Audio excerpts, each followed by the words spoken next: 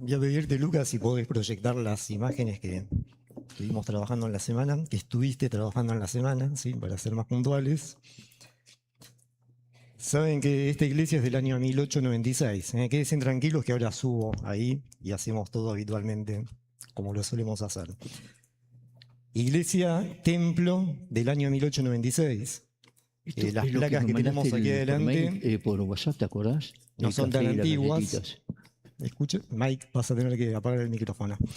¿Qué Las es? placas que tenemos aquí adelante no son tan antiguas, ¿sí? Pero son muy, muy, muy antiguas.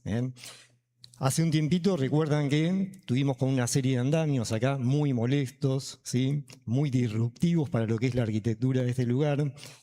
Sobre todo si alguien tiene algún pequeño TOC, ¿sí? Alguna obsesión con el orden, bueno, tener esto acá era muy, pero muy disruptivo. Yo quisiera que podamos tomar esto como metáfora de todo lo que hemos cantado, porque siempre he prestado mucha atención a las canciones. Todas hablan de cómo Dios nos renueva, nos restaura, nos completa, nos perfecciona, ¿sí? Y justamente lo que tenemos acá es esto, ¿no? Yo focalicé particularmente para este domingo, dado que tenemos tema libre de acá por un mes y medio, tanto en Olivos como acá en el centro. Bueno, hacer un poco el eje en este domingo en el tema de la restauración y tomar como metáfora justamente esto que gracias al Espacio Cultural San Andrés pudimos hacer después de mucho tiempo, que es restaurar toda esta parte del presbiterio que tiene que ver con las placas. Fíjense la placa de la derecha, ¿sí? Ahora está la luz apagada, después cuando prendamos la luz van a ver la diferencia. Estaba negra, totalmente negra, ¿sí? Por los años, por el tiempo, por el desgaste, por la humedad, ¿sí? Fíjense cómo a medida que se va restaurando, ¿no? 50% de restauración, se nota una diferencia asombrosa. Bueno, y fíjense lo que es el producto terminado. Ahí no se ve bien, ahí no se ve bien. Así que ahora sí, Lucas, te voy a pedir que prendas la luz. Les voy a pedir que focalicen en esto, ¿no? Y miren cómo brilla. Ha quedado prácticamente nueva, después de muchísimo tiempo en el cual evidentemente necesitaba algún tipo de restauración, ¿sí?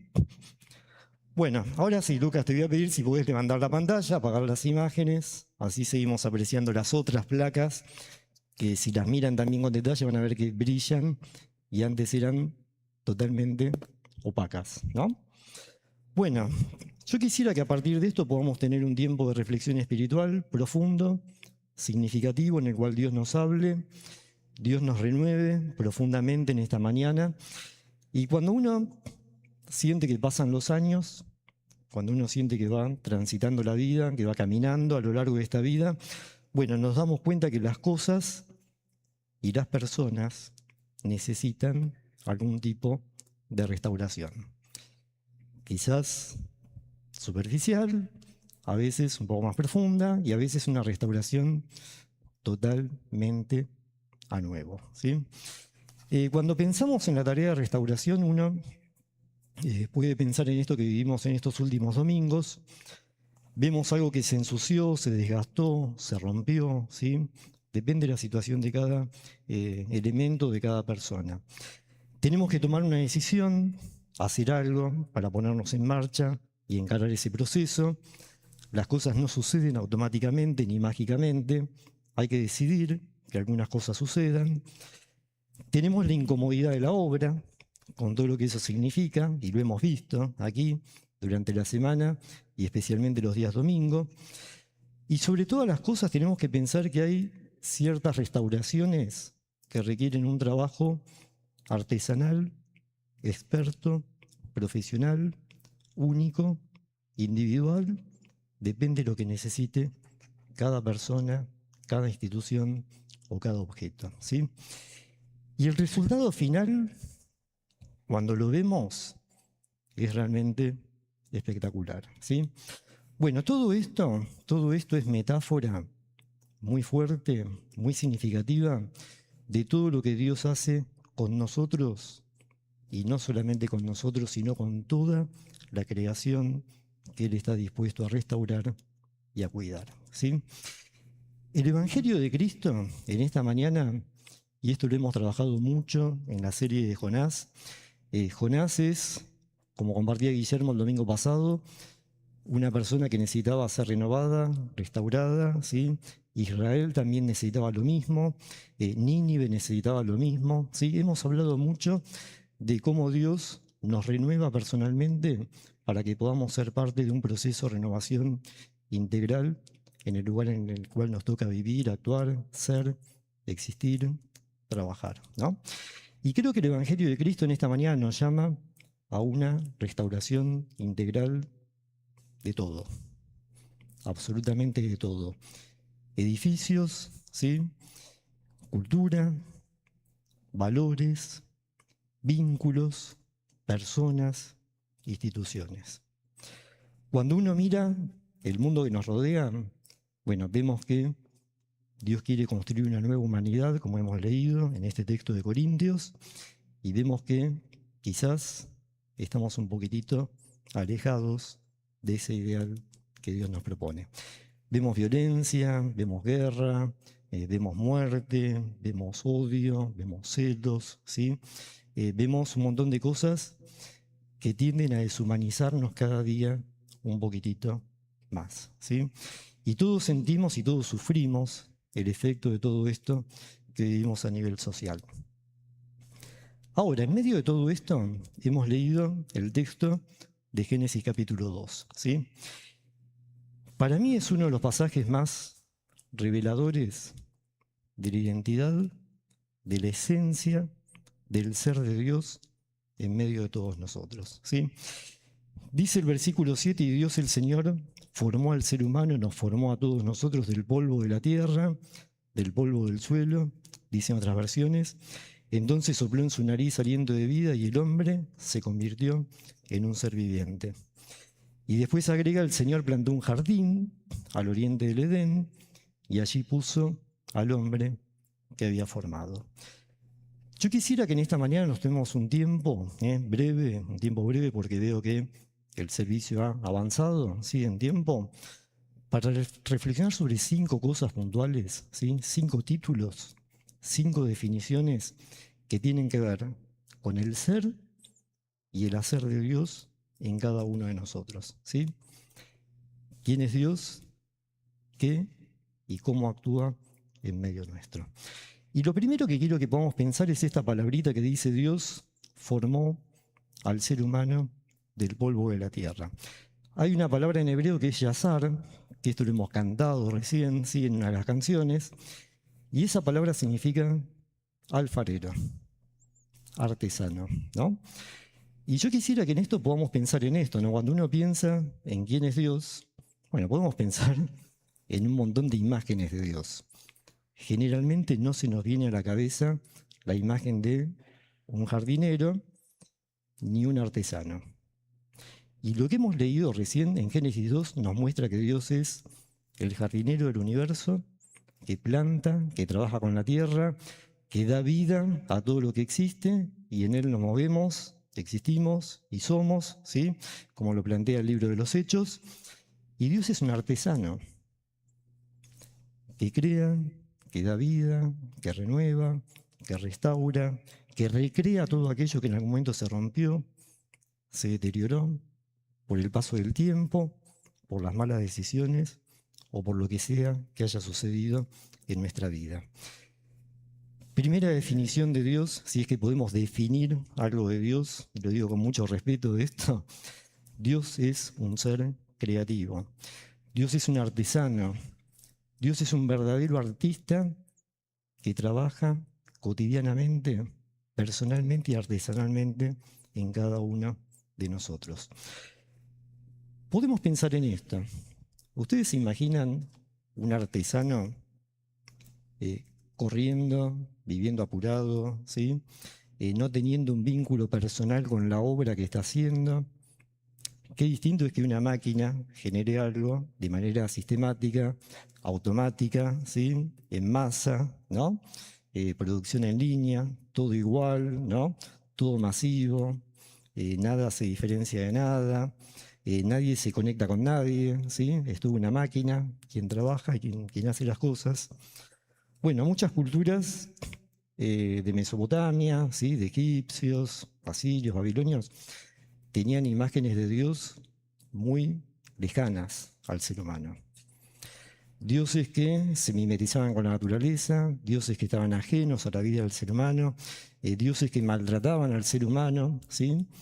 Y Génesis nos muestra, a través de la revelación dada al pueblo hebreo, que nuestro Dios es un Dios que se compromete personalmente con lo que hace, que trabaja con sus manos directamente sobre cada uno de nosotros.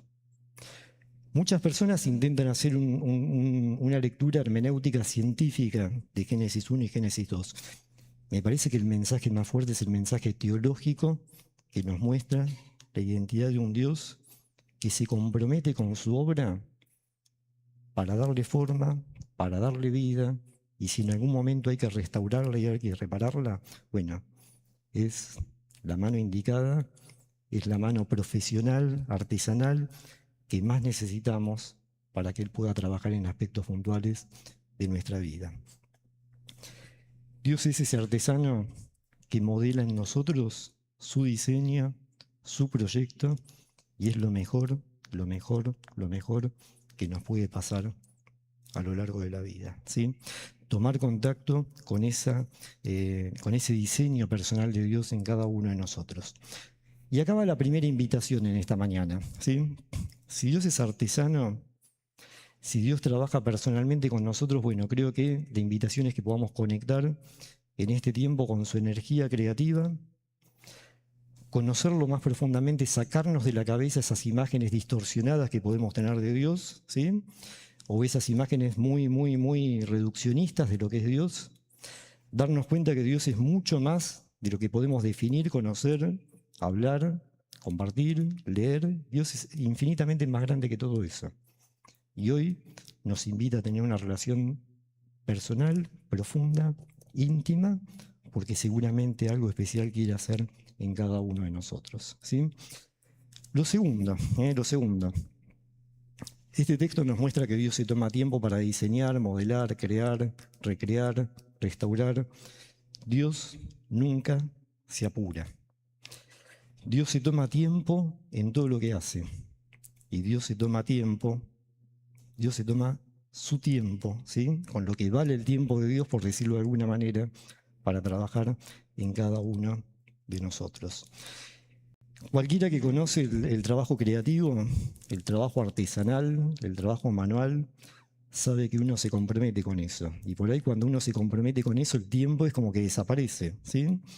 Y la conciencia es como que empieza a volar en un sueño creativo, y aparecen las ideas, y aparece lo mejor de uno mismo, ¿sí? Y aparecen cosas que quizás uno ni imaginaba que podían aparecer. Bueno, eso es porque Dios sabe que no hay que apurarse, que no hay que correr, que cuando nos apuramos y vivimos de un modo hiperactivo, nos despersonalizamos, nos deshumanizamos, y bueno, podríamos hablar horas y horas y horas de los efectos que eso genera en cada uno de nosotros. Cuando uno ve los dos capítulos de Génesis, Génesis 1 y Génesis 2, vemos un Dios increíblemente tranquilo, sin ansiedad, sin apuros, disfrutando lo que hace, ¿no? Porque cada día de creación termina con "y vio Dios lo que había hecho y fue bueno", ¿no? Y así durante 5 días, ¿sí? Llega la creación del ser humano y dice, esto es bueno en sobremanera, ¿sí? Es lo mejor de lo mejor, ¿no? Ve lo que hace y disfruta lo que hace. ¿Cuál es la invitación que Dios nos hace en relación a esto en esta mañana? Bueno, creo que Dios nos invita a que podamos confiar plenamente en sus tiempos, en sus métodos y en sus propósitos. ¿Por qué queremos controlar todo? ¿Por qué corremos tanto? Bueno, a veces porque estamos escapando de algo, ¿sí? Y deberíamos empezar a identificar qué es ese algo para dejar de correr y para dejar de escapar. A veces queremos tener el control absolutamente de todo, ¿no? Y hacer todo a nuestra manera, con nuestras formas. Cuando conectamos con la creatividad de Dios y con el ser creativo de Dios, Dios nos dice, paremos un poquitito, descansemos, confiemos en cómo Dios hace las cosas, y seguramente eso va a ser lo mejor para todos nosotros. Lo tercero en esta mañana, y esto realmente para mí es muy pero muy significativo, en cuanto a la identidad de Dios y el ser esencial de Dios. Y creo que es algo que lo diferencia grandemente de todas las otras divinidades que tenían los mesopotámicos, los egipcios, ¿sí? Hemos leído que Dios, como alfarero, toma tierra, ¿sí? Hace barro, hace lodo, y estamos hablando en términos de definiciones teológicas, y lo vuelvo a repetir con todas las letras. El mensaje es teológico, ¿sí? No es científico en este punto. ¿Qué es lo que Dios hace? Bueno, se arrodilla antropomórficamente, ¿sí? Toma barro, se ensucia las manos para darnos vida a cada uno de nosotros. Si ustedes conectan esto con el Nuevo Testamento, hay un episodio en la vida de Jesús que está relatado en Juan capítulo 9, después pueden leerlo, pueden buscarlo. Hay un episodio en el cual Jesús sana a un ciego. ¿Recuerdan qué es lo que hace Jesús para sanar a ese ciego? Se arrodilla, escupe en tierra, hace lodo, toma el lodo, pone el barro en los ojos del ciego, le da una bendición y el milagro sucede, ¿no? Bueno, ¿qué nos dice esto del ser de Dios? Bueno, Dios está dispuesto a ensuciarse las manos, a humillarse, a arrodillarse para poder trabajar en el desarrollo de nuestra vida, de nuestra personalidad, de nuestra identidad, de nuestro proyecto vital. Lo ha hecho acá en Génesis 2. ¿Por qué no seguiría haciéndolo cada día de nuestra vida en este momento que nos toca vivir? Si en definitiva es el ser y es la esencia de Dios.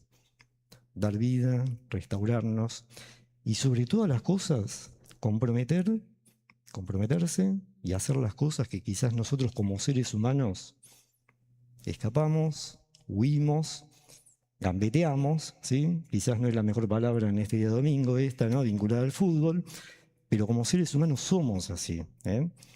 Hay muchísimas cosas que no queremos hacer porque pensamos que no están a nuestra altura, no nos corresponde.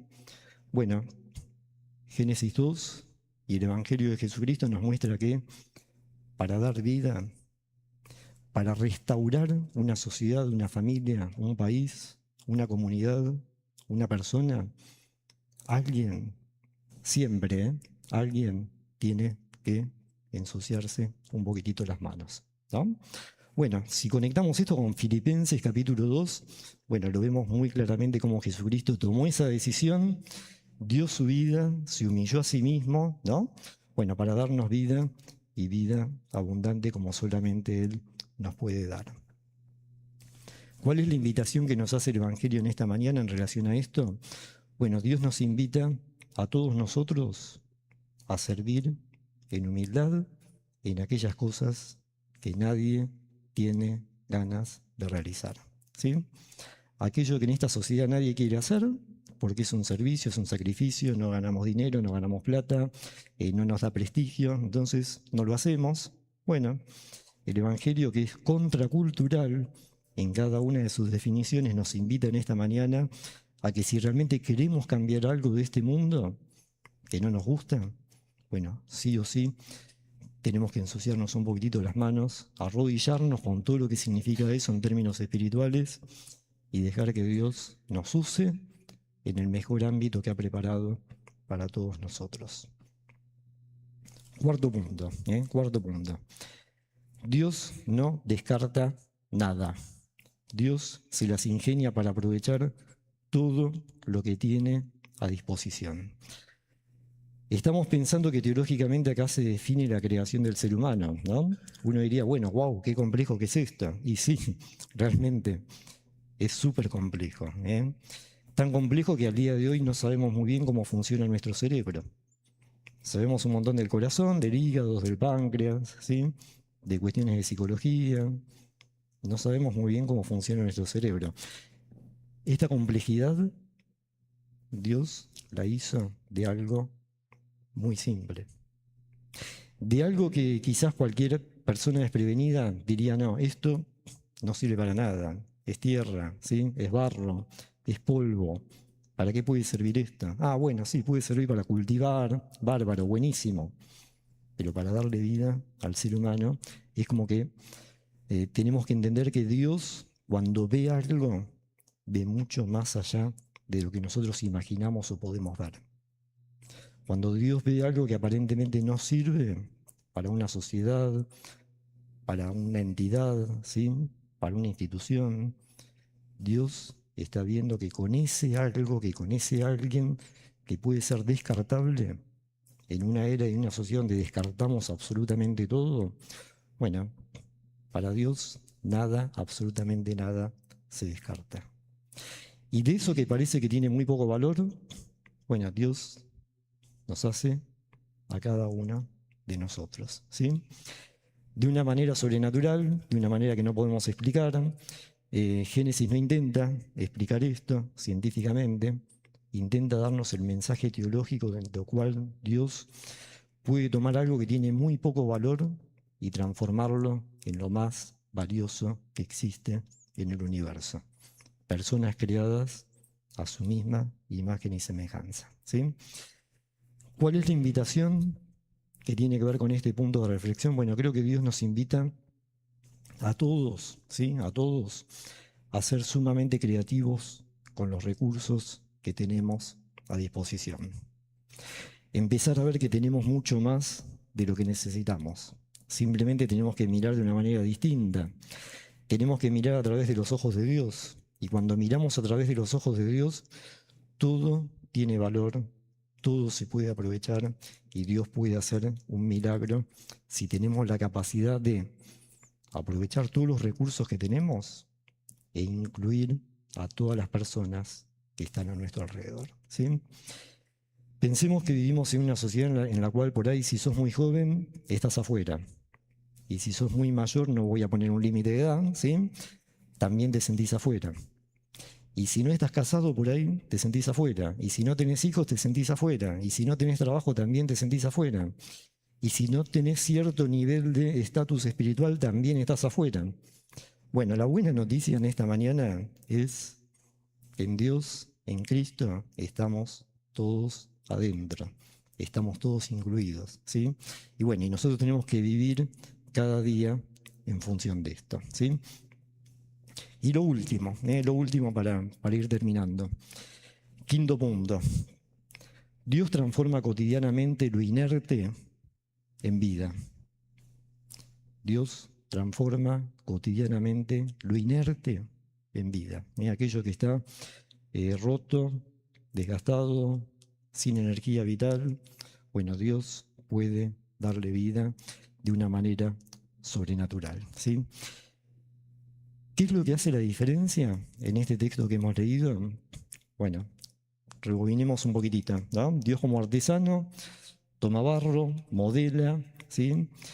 Da forma al ser humano, pero el ser humano teológicamente todavía no es ser humano.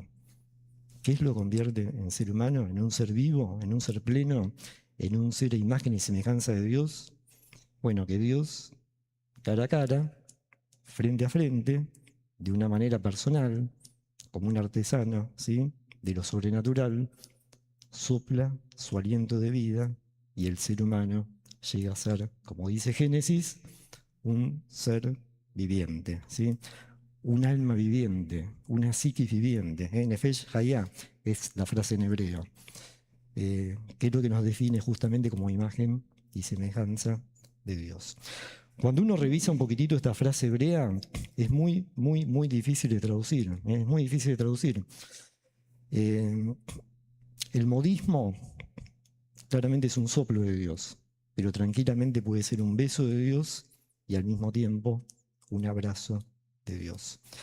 Estos tres significados están presentes en esta traducción: soplo de Dios y el ser humano fue un ser viviente.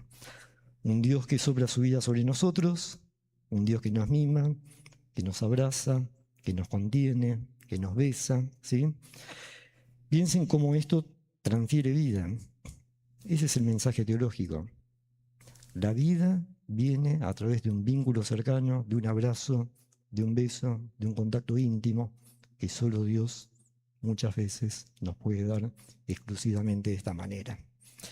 Y creo que cuando vemos el texto de este lugar, bueno, no nos preocupamos tanto si los días de la creación fueron 24 horas, eras geológicas. Vemos que hay un Dios atrás de esto que sabe lo que hace, que nos abraza, que nos mima, que trabaja artesanalmente con nosotros. Y esto nos libera de todo aquello que nos destruye como sociedad, como cultura, que nos deshumaniza, ¿sí? Que nos despersonaliza, que altera nuestra salud mental, nuestra salud espiritual, física, porque en definitiva es todo un paquetito que no podemos disociar. Cuando algo se altera todo, ¿sí? Y cuando Dios sana algo, también sana y restaura esa totalidad de lo que somos.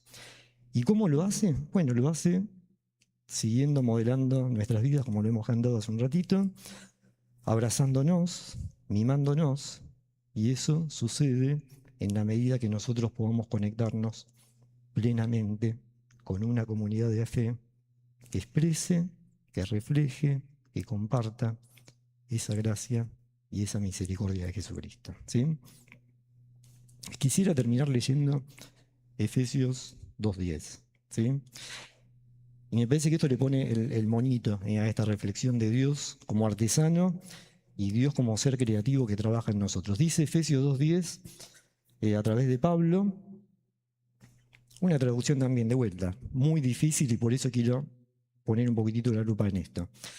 Dice, somos hechura de Dios, hechura de Dios, somos creación de Dios. La verdad que hasta acá no está diciendo nada nuevo, ¿sí? Ya estaba dicho en toda la Biblia esto.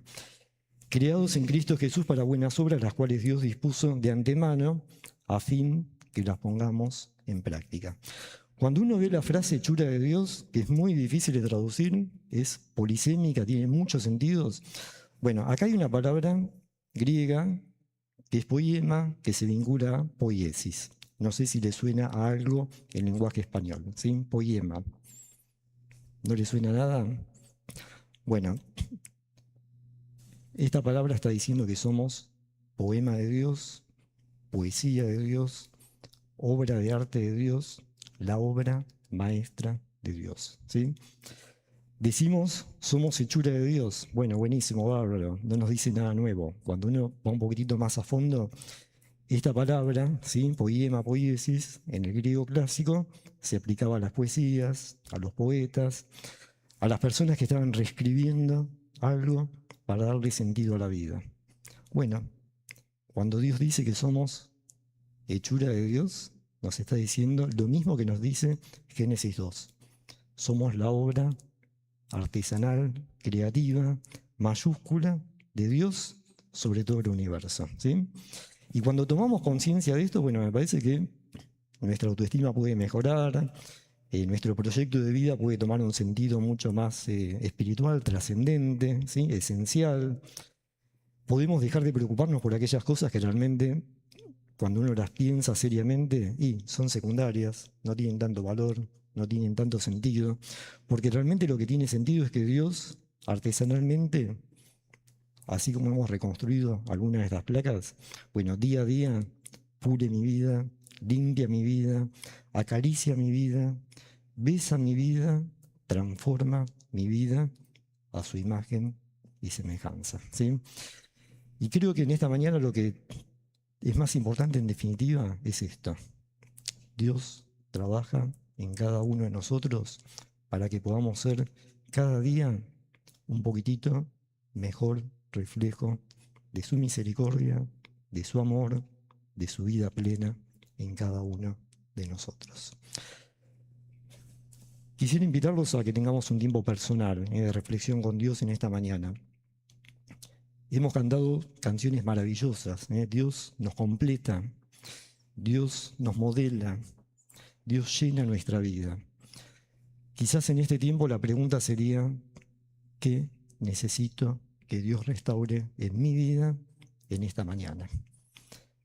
Compartilo con Dios. Nos tomamos 10 segundos para que en el silencio de tu corazón puedas hacer una oración pidiendo que la mano de Dios toque tu vida, renueve tu vida, restaure tu alma en esta mañana como solamente Él puede hacerlo.